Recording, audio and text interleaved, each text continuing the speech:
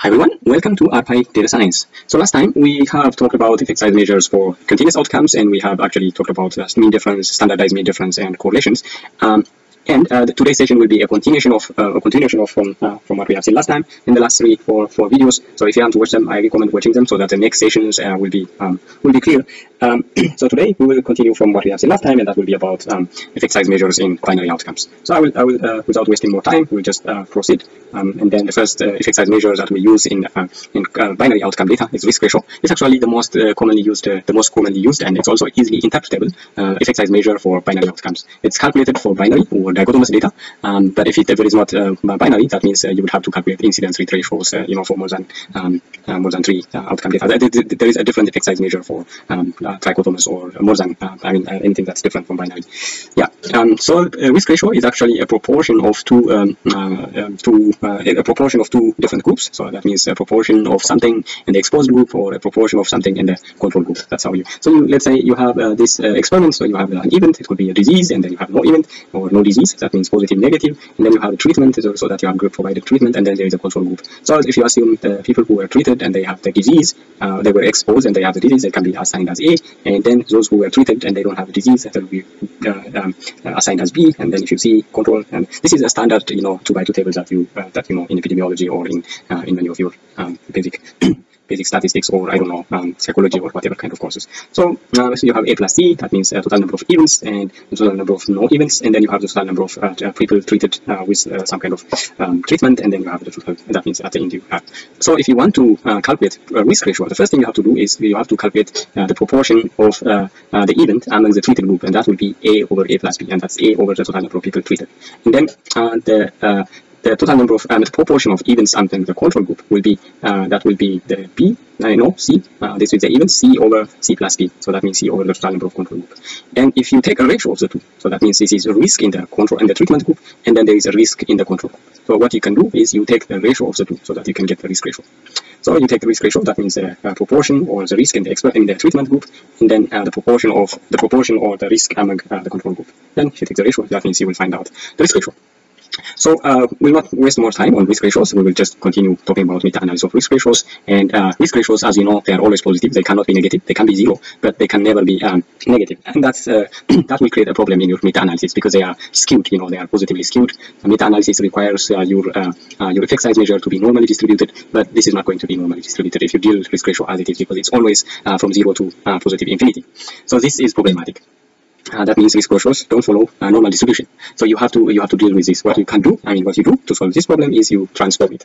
So you take the natural log of the risk ratios, and then you have to take the log transformation. And if you have like 6 or I don't know many studies and they report a risk ratio, to combine them in your meta-analysis, the first thing that you have to do is you need to transform them. So that is how you transform them. That the natural log of the risk ratios, and you get the log risk ratios. And then once you have that, you have to also calculate the standard error, and that's how you calculate the standard error. That means that's the treatment group and that's a control group. So you have like 1 over A plus 1 over C minus, and you subtract the inverse of the people in treatment and the inverse of the people in the control group. Yeah. So the problem is that so if you remember from risk ratio formula, as I said, it has problems. One, it doesn't follow normal distribution, and in some cases you may have problems. That's the event. This might be 0. That means in the treated group there is no disease. There is no event. Or sometimes you may have in the control group you may also have there is no event. So this could be 0. So that means it will be problematic, because if the denominator is 0, you cannot divide a number by 0, and then the numerator might be okay because the risk ratio is 0, but if it happens in the control groups, that means this will be 0, and you cannot divide a number by 0, and that's problematic. So if you have a crazy experiment, some kind of crazy experiment, which the treatment group, kind of a rare event. If you have a rare event and you have decided to do randomized control trial, for example, in this case, if you want to do randomized control trial to assess the effect of this chemical, fulguridone. Actually, this is a kind of crystal that's formed after lightning strike. So when a thunder or lightning hits the soil, so the soil crystallizes, and that creates such kind of formats, and that's called fulguridone. In some cultures, researchers they believe that this is actually prevents risk of lightning strike. So you may have some kind of crazy epidemiologist who wants to evaluate the effect of fulguridone in risk of preventing lightning strike, and he designed an experiment, but neither the control group nor in the treatment group no one was having any lightning strike. So that means both the control group, the event on the control and the event on the treated group at 0. So that means you have a problem. So this will be 0, especially if no one has a lightning strike. And again, in the control group, if no one gets a lightning strike, again this will be 0. So that means you don't know, because this is problematic. So for that, how you deal with that kind of problem is because you know how you calculate the effects. We have already mentioned that. So what you can do is risk in control group can be 0, and you cannot divide that by 0. And what you can do is you can have continuity correction. I think you know about other continuity correction when you have 0 cells. So for risk ratio, what you can do is you can add 0.5. Actually, this adding 0.5, if you use the Mantel-Haenszel method of combining meta-analysis, we'll talk about it later when we pull effect sizes, risk ratios, or odds ratios. We'll talk about this. So what you can do is if you have 0 cells, especially if you don't have many, 1 or 2 0 cells, you can add 0.5. But if you just use Mantel-Haenszel method, it can actually by default. So you don't have to do anything. You just pass the main things that are needed within the meta-bean function. You just pass the arguments, and then you'll be fine. And then if you decide the method as MH, that's the Mantel-Haenszel method, so that will deal with this 0.5. So it will scan, and if there is anything like that's 0 cell, then it will by default add 0.5. Actually, this 0.5, you don't, as I said, you don't worry about it if you use Mantel-Haenszel method. Actually, you also don't need to worry about it if you unless all of your included studies have 0 cells. That means if you have 10 studies, if 10 of them have 0 cells, then that means before you do your meta-analysis, you may have to correct those 0 cells or 0 cells by 0.5. Just you add 0.5, and then you'll be good to go. Yeah, so next one that I want to talk about will be odds ratios. Actually before that, the parameters that we need to do meta-analysis of risk ratios, these are as usual.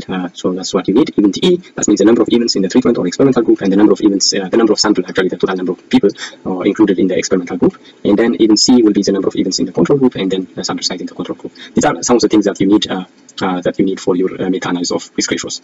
But sometimes you may not have all of these, and studies may just report risk ratios. That means you may not have all these detailed values. If you don't have these values, that means you will have difficulties calculating your meta-analysis of risk ratios. So if you have into that kind of problem, so that means what you need is use these risk ratios and odds ratios, or standard errors and maybe confidence intervals as they are, and then you can use these pre-calculated effect size synthesis techniques, that is using the metagen function of metagen. So if you use metagen, you don't worry about event E and event C. You just need to know the standard error or the effect size measure. The standard error is, let's say the effect size measure is risk ratio, and the standard error is you have a standard error, or you may calculate it from reported confidence intervals, and then after that you will be good to go with metagen function, and metagen function can do it for you.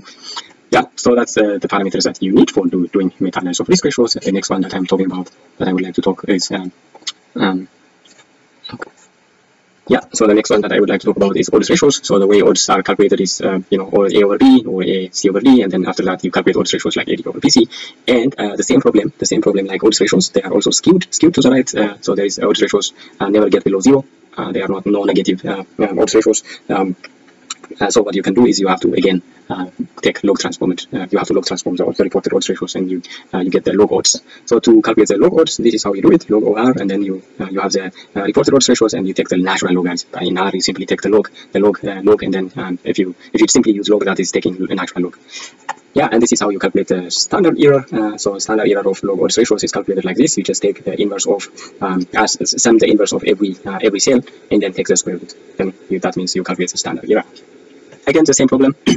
If you have studies that simply report odds ratio value and confidence interval, or maybe standard error, usually they just report confidence interval and odds ratios, maybe the adjusted or unadjusted odds ratios. If you have adjusted or unadjusted, you cannot combine adjusted with unadjusted, because the odds ratios are different, because one is adjusted to some other confounding variables. So that means if you have to combine adjusted with adjusted, and unadjusted odds ratios with unadjusted odds ratio.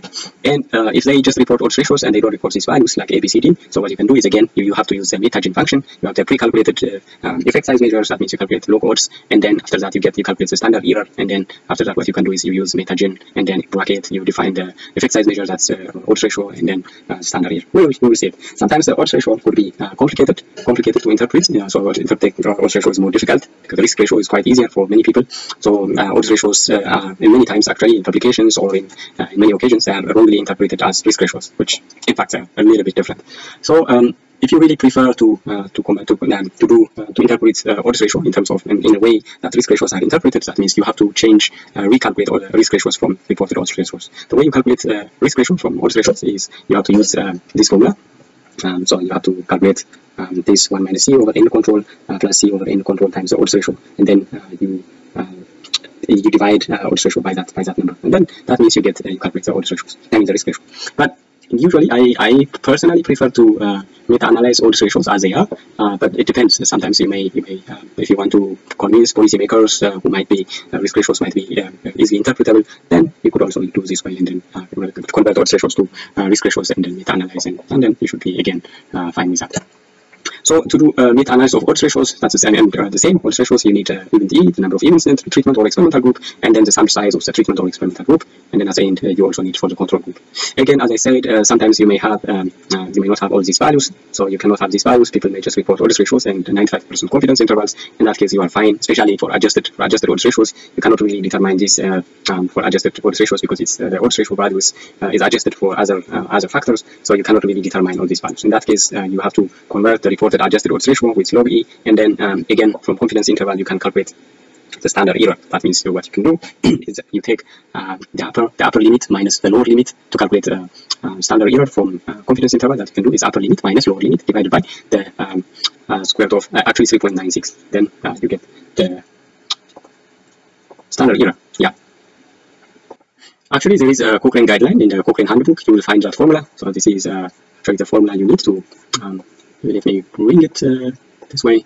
So there's a formula for it where I do recommend, I usually refer this sometimes to impute some missing values. So you may have like if you have like the confidence interval instead of the standard error, so that means that's how you calculate. So you calculate like you can calculate standard error by square root of n. So what you can do is, because you want to calculate standard error actually, so it is simply upper limit minus lower limit divided by 3.92. It will give you the standard error. But if you want to calculate standard deviation, that means you have to multiply it by square root of n. Then because this standard deviation is the standard error times square root of n, this part of the equation is the standard error. I mean this the one upper limit minus lower limit divided by 3.92. This will give you the standard error. Then once you have that, you can simply, as I said, use your Meta-Gen function for pre-calculated effect size measures, and you will be able to do your meta-analysis. And you define, of course, your methods, which effect size synthesis methods that you need to use. Let's say the Pareto method or other methods. The Mantel-Haenszel, we will talk about them later when we do the meta-analysis session practically.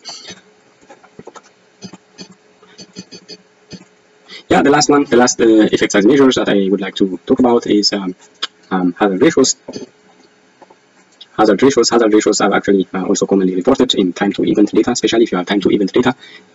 Especially like those time to event you take, let's say in the cohort studies, you know, in the follow-up studies, maybe someone you may be following people for a few years or maybe many years, and then you always have this time varying events. So that means you have to calculate hazard ratios, and the hazard ratio is actually the ratio of two proportional hazard functions. I will not talk much detail on this, and it's mainly calculated from Cox models. So you have Cox models.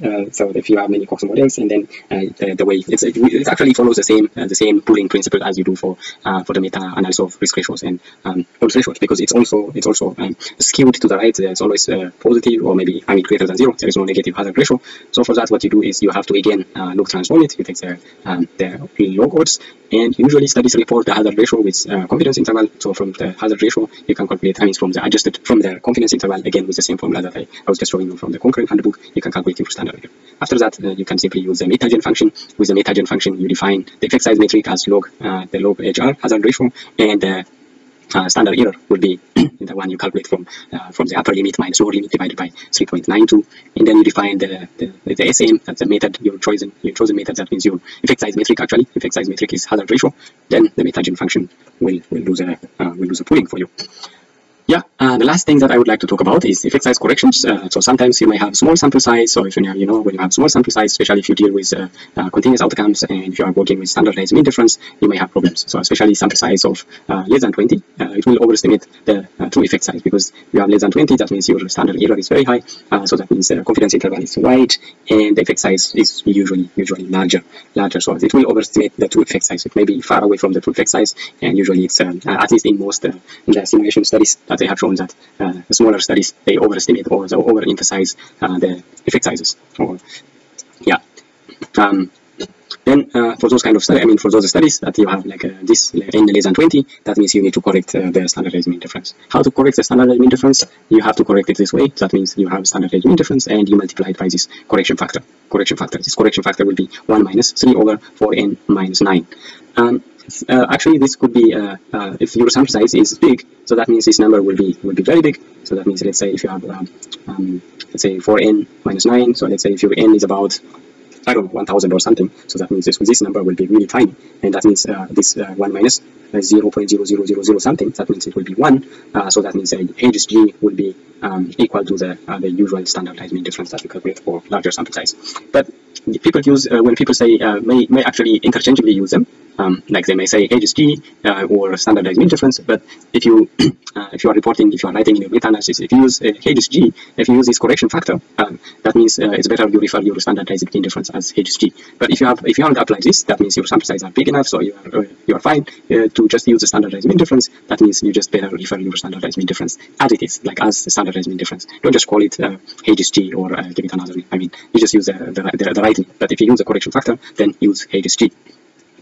Yeah, that's what you need for effect size corrections if you have small sample size. But there are also other problems and other correction methods. I don't want to talk about at least for this is really the basic things that you need to know.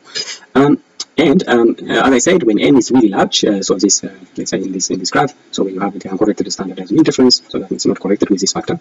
So this is the uncorrected standardized mean difference, and this is a HSG, which is the corrected one. So and then as you go on the x-axis, when the sample size is getting really large, so that means this number gets smaller, and the standardized mean difference with the uncorrected standardized mean difference with HSG will approximately gets to be exactly the same. It will get close to. So but if your sample size is larger, smaller, so that means there will be a wide gap. That's why this correction may be valuable for those kind of cases. But sometimes this correction actually could be problematic, because this works for so it is actually where n is greater than 3. So n has to be greater than 3. Otherwise, then you have a problem, because so let's say. So let's say what you can do is like, okay, 4 that means 4 by 3, 12 minus 9 is 3, so that means 3 divided by 3 is 1, 1 minus 1 is 0, and then the HSG will be 0. If the sample size is 3, so like if your sample size is 3, then this formula will be problematic.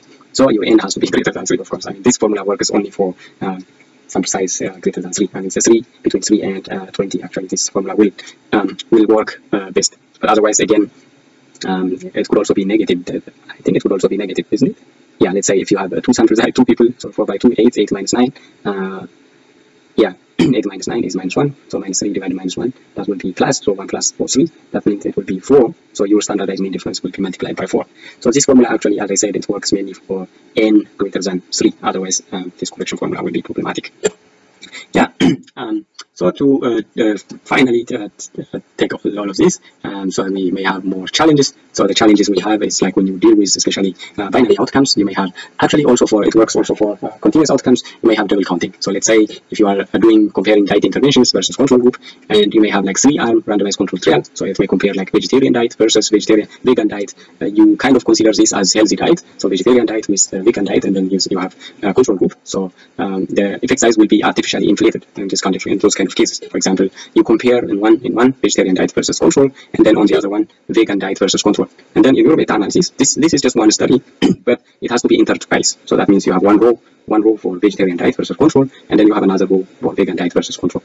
So that means you will have 2 effect sizes reported for this study, and these 2 effect sizes has to be used for your putting in the meta-analysis. In this case, you have a problem, because this the effect size here, the effect size that's reported here, is correlated with this one.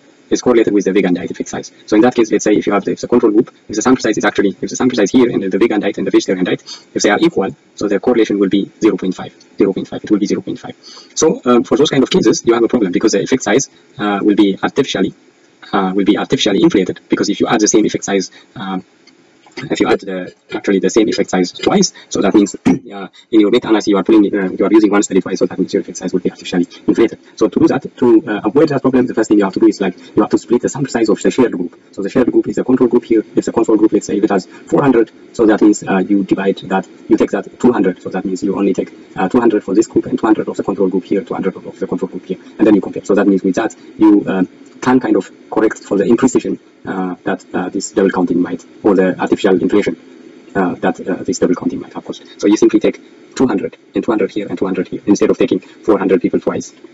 Yeah, that's one way of correcting it. Another way is you have to remove the groups and abandon them from your meta-analysis. That will be a bit it's kind of brutal, because you know, removing something from your study, I mean from your meta-analysis or whatever, it will be more problematic. If rather, this is really very conservative approach, so I will not recommend this one. But this one seems to be a very intuitive approach. It's more sensible. The other one is also more intuitive, so that means you can also combine them. That means you do meta-analysis of this and then use one effect size. So because you say, okay, vegetarian diet and vegan diet, they are more or less the same, so I will simply rule them as one. So you combine the two studies, like that means you have one effect size here, and let's say you have an effect size of maybe just odds ratio of 2.4, and then here odds ratio of 2.6, and then maybe the meta-analysis of the two, maybe 2.5, and then you simply use 2.5 here instead of 2 rows. That's how you actually deal with actually the first and the third one are my preferred choices depending on the situation. Actually, this also works for multiple reports of the same trial, so that sometimes you may have like multiple reports of the same study. Say in my recent like in the meta-analysis that I'm currently working on, we have like 2 studies from one country. It's actually from Brazil. So one is on about 189 people, and the other one is on 120 people. One was reported in 2009, and the other one is on 2013. In that case, you either need to choose the larger study and remove the other one, or you combine the two. You combine the two studies, and then you take the pooled and then pull it with the other ones instead of pulling each one, because you may also artificially inflate in this case. Yeah, here are the challenges that I would like to talk about. In the next session, we'll proceed to the pooling effect size methods, and we'll talk about random effects meta-analysis and fixed effect meta-analysis. After that, we will get our hands more dirty, and we will just do everything in R and do more fun stuff. Until now, it's more theoretical thing, but we will have time to do more practical stuff. But yeah, this is because we need to understand the basic idea behind the main effect size measures, and once we know the effect size measures and then our methods, then after that pooling is a matter of replacing, adding something. Like if you have an equation already there, so it's just substituting. That's what you need. So the basic idea behind is a principle that you need to understand. Yeah, that's all I have for this session. Until then, enjoy meta-analysis. Thanks.